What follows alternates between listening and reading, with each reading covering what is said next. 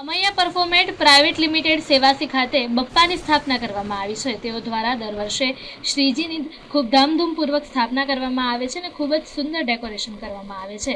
આ વર્ષે પણ તેમના દ્વારા જંગલની થીમ પર ડેકોરેશન કરવામાં આવ્યું છે. ભવિષ્યતિ ન સંશયઃ.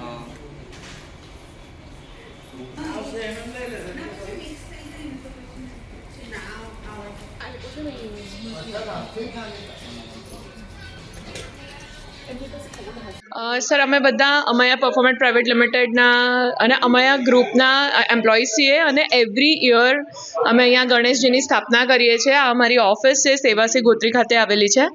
અને every year Amiya it self એનું નેમ જ ગણેશાનું નામ છે. સો અમે ગણપતિ દાદામાં અને વિઘ્નહર્તામાં બહુ જ બિલીવ કરીએ છીએ અને એવરી યર અમે આવી રીતે અહીંયા એ કરતા હોઈએ છીએ. કયા પ્રકારનું ડેકોરેશન કર્યું?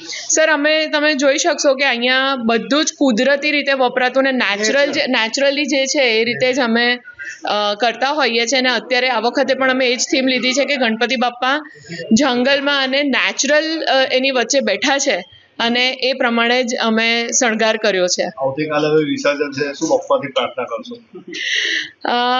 જેવી રીતે વિસર્જનનો મતલબ એવો છે કે જેનું સર્જન છે એનું વિસર્જન છે જ. તો જેવી રીતે બપ્પા વિસર્જિત કરીને નેક્સ્ટ યર ફરીથી આવે છે, પણ એવી જ રીતે આપણી અંદર જે વિકાર છે એ વિકારનું વિસર્જન આપણા સૌમાં થાય અને આપણે ભક્તિમય થઈને ભગવાનની આસ્થા તરફ જઈ શકીએ એવી હું પ્રાર્થના કરીશ. શું નામ તમારું? અંકિતા પટેલ.